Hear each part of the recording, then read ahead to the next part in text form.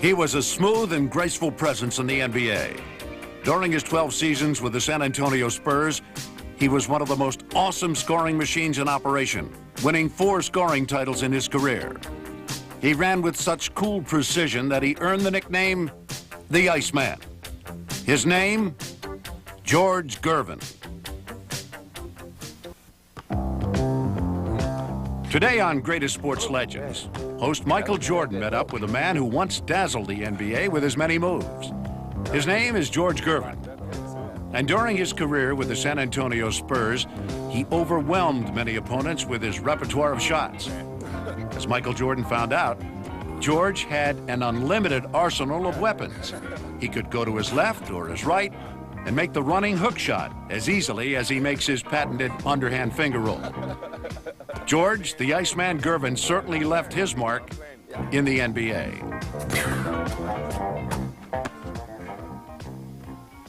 George, how did you develop such a great shooting touch?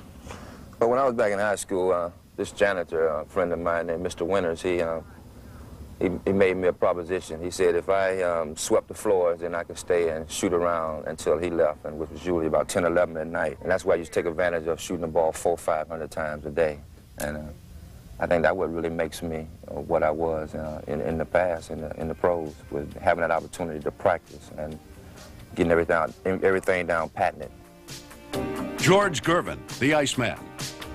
Throughout his career, George was a dominant player, burning his opponents with his sizzling moves and unstoppable shots. He was a creative force, averaging 26 points a game per season, while displaying tremendous body control, fluid moves, and an uncanny knack for finding a path to the basket. At 6 feet 8 inches, George was one of the best guards of his time, winning 4 scoring titles. In addition, he was selected to 12 consecutive All-Star teams. George was, without a doubt, one of the greatest players in NBA history. But it all started for George at Eastern Michigan University, where George played shooting forward. He did not, however, have a typical college career. George, we realized that you attended Eastern Michigan for 2 years. What made you decide to leave? What were the circumstances for you leaving? Well, you know, the reason why is that we was in NCAA in Indiana, and we played in a tournament, and we played a team that was kind of, you know, playing us well, and I got a little frustrated. You know, the game got a little rough, and I got a little frustrated, and I punched this guy named Jay Bacola, and I knocked him out, and they put me out the game. So after that, I was on my own. You know, I couldn't go back to school. I didn't have no opportunity to play basketball for anyone, so I had to do something else. So that one punch got you kicked out of the university? Yeah, that one punch really was education for me. You know, it really showed me how you can't get frustrated and lose your head, because when you lose your head, you may do anything or say anything. And I guess I really learned a lot from that, and it helped me be more patient and understanding of, you know, what life is really all about. In 1973, George began his pro career when he was signed as a forward by the Virginia Squires of the ABA. Then, in 1974, he was traded to the San Antonio Spurs. George's arrival pushed home attendance up and created immediate excitement. He continued to play the forward position as he grew into the Spurs system. In 1976, the Spurs merged with the NBA, giving George national exposure. But that very same year, Spurs coach Doug Moe made a major change when he moved George from the forward to the guard position. As a guard, George Gervin instantly became a dominant player. I think that changed my whole life. But since, you know, I was a big guard, and I had advantage over a lot of the smaller guards, because at that time it wasn't any real big guards, so a lot of forwards had to check me. So anytime a forward had to check me, we had mostly like a mismatch. You know, from my quickness and being able to shoot the ball. So I think being, you know, the big guard in the league at that time, you know, really motivated me to, you know, keep excelling and wanting to win that scoring title. By the 1977-78 season, George had established himself as a premier guard in the NBA.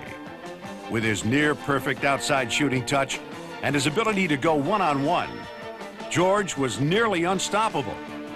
George's 27-point scoring average enabled the Spurs to win the Central Division and a playoff berth in just their second year as an NBA team.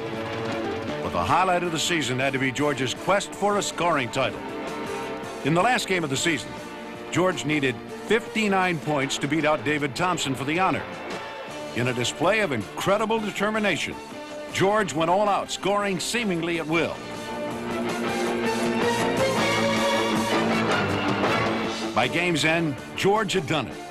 He had scored 63 points and won his first scoring title. It was just the beginning for the Iceman.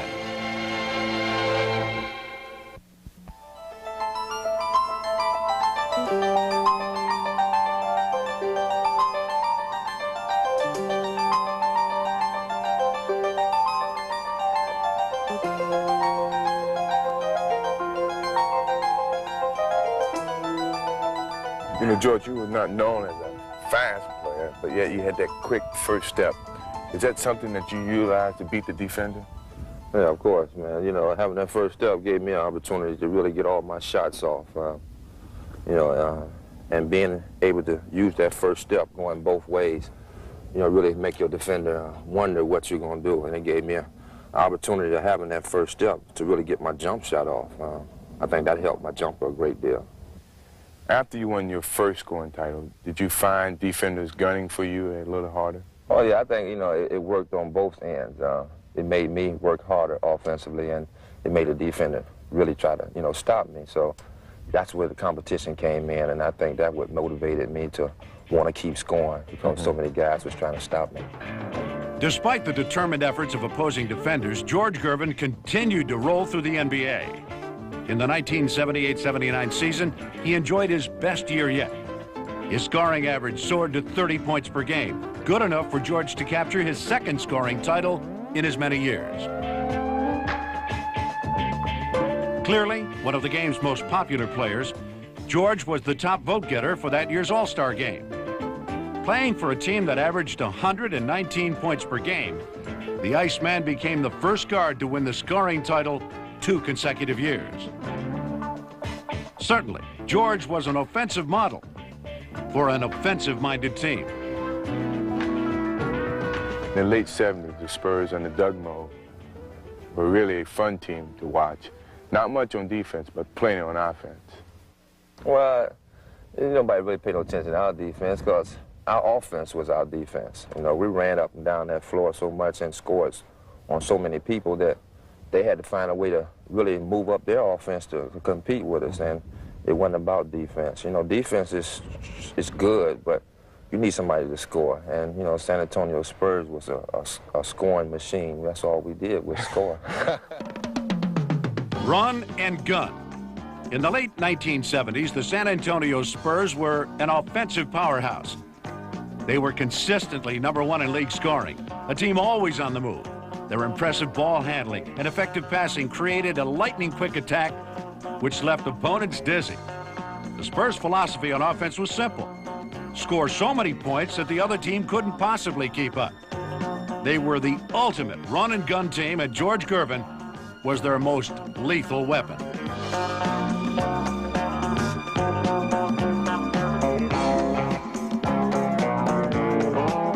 In the 1978-79 season, the Spurs' high-speed chases led to another Central Division first-place finish. In the playoffs, they progressed further than ever before. They met the defending champion Washington Bullets in the Eastern Conference Finals. George Gervin's 26-point average made him a dominant factor in this series. His efforts helped San Antonio build a 3-games-to-1 advantage. The series went the full 7 games.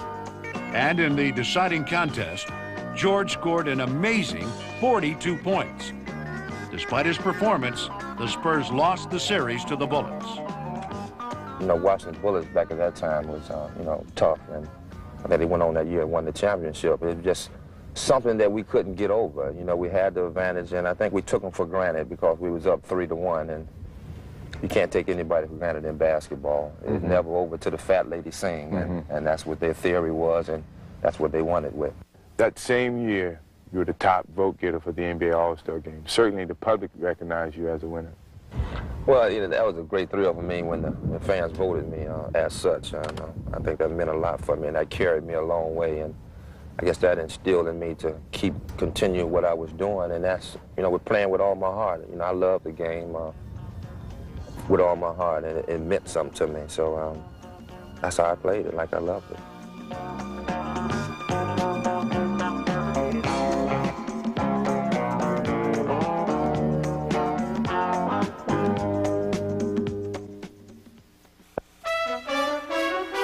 In the history of professional basketball, the game has produced some outstanding talent at the guard position. There was Bob Cousy, the Houdini of the hardwood. At 6 feet, he was one of the greatest ball handlers ever. His phenomenal playmaking ability led the Boston Celtics to 6 world championships. Then there was Jerry West, Mr. Clutch. At 6'3", he averaged 27 points per game in his career. A member of 14 All-Pro teams, West led the Lakers to an NBA title in 1972. Next was Oscar Robertson, the Big O. At 6'5", Oscar had many assets for a guard. He was a triple threat, as he could rebound, pass, and score, averaging 30 points per game. But in the mid-'70s, one guard emerged to change the position forever. George Gervin had a unique blend of assets. He was a towering 6 feet 8 inches tall and created havoc for opponents. George was tall enough to shoot over most guards and quick enough to run by most forwards. With this combination, the Iceman was one cool customer, a man always in control of his game. George, when you're on the court, it seems as though you're enjoying yourself. It's amazing the way that your facial expression shows that you're just out there, you're just having a good time, you're cool and you relax. Is that something you try to express? Well, it's just something that really is all part of my game. I know the key to being successful out there is having your full concentration. Mm-hmm. And I know, and me having my concentration, it gives me the confidence to do what I'm capable of doing. And me being able to do what I'm capable of doing comes from practicing. And I practice all the time. And, you practice just like you taking a test. When you study, you're going to pass the test. Mm-hmm. So I use basketball as that same example. George scored high marks with the Spurs in the 79-80 season. By winning his 3rd straight scoring title, he proved he was one of the greatest scorers ever. By employing his soft outside jump shot, George was able to set up his equally effective drives to the basket. Either way, he was a thrill to watch. Unpredictable and indescribable.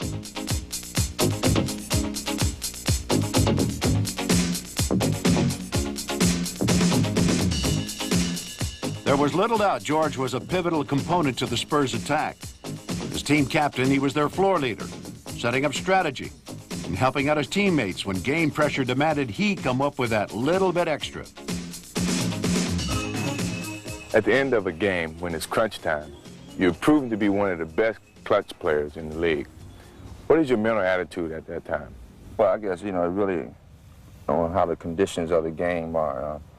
Is it up to me to take the last shot, or is it up to me to make the last play? Because the bottom line is when you're trying to win, you want to get the guy that got the best shot, the ball. And I guess I really believed in that. And sometimes I could have took the last shot, but I felt another guy had a better shot, and I gave the ball up because I feel the game is played like that. George's unselfish attitude fit in with new coach Stan Albeck's defensive strategy in the 1980-81 season. Gone was the freewheeling run-and-gun style. The Spurs were now geared toward defense and physical play. Yet San Antonio knew that they needed to score points to win, and the Iceman was happy to oblige.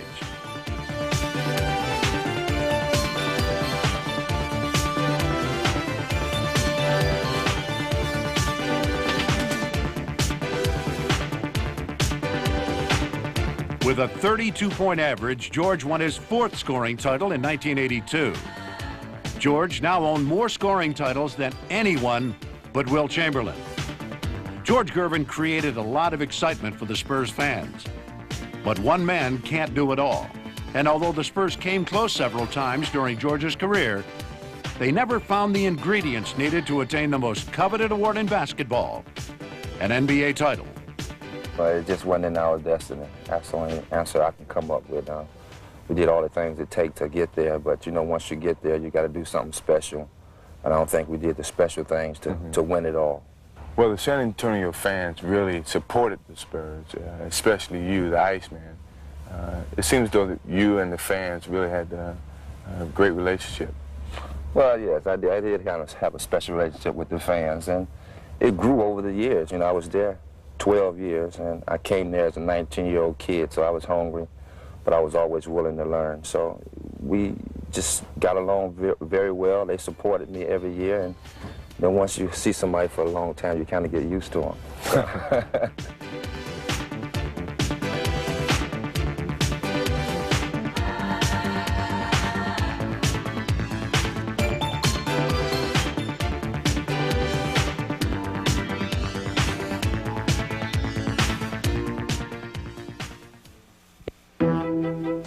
Entering the 1985-86 season, George Gervin was the San Antonio Spurs' all-time leading scorer. His unflagging determination made him invaluable to his team. The fans had grown to love the Iceman and his thrilling exhibitions. On October 24th, 1985, George Gervin and his fans were shocked to learn that the Iceman had been traded to the Chicago Bulls. George, what was it like leaving the Spurs where you played so many years for them? Well, you know, I didn't necessarily want to go, but, you know, in basketball, it's just not only basketball, it's business too. So I knew that I've been fortunate to play in San Antonio for 12 years, and, you know, looking around the league and seeing all the guys moving every other year or, you know, moving year in and year out, I felt blessed that I had the opportunity to stay in one place for 12 years.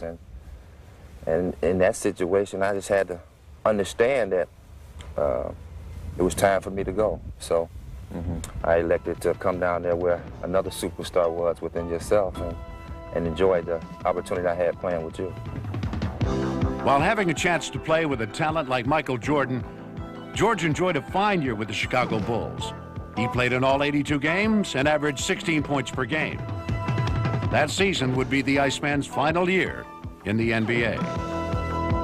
The next year, George joined the European basketball circuit, playing for the Banco de Roma team in Italy.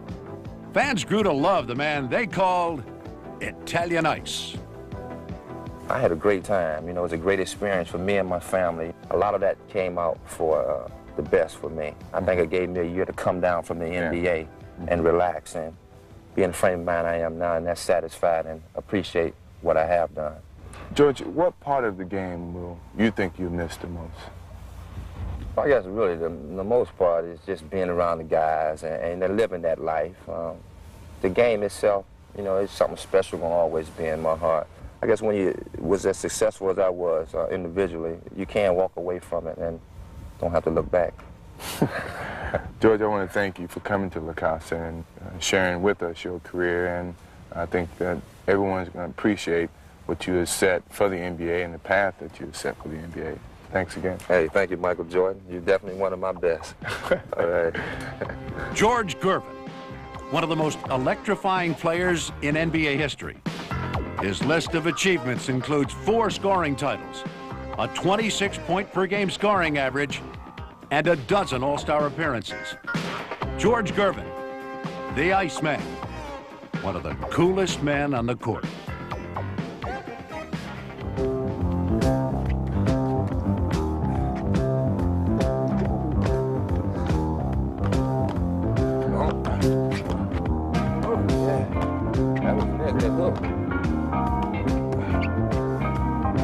I could have blocked that there.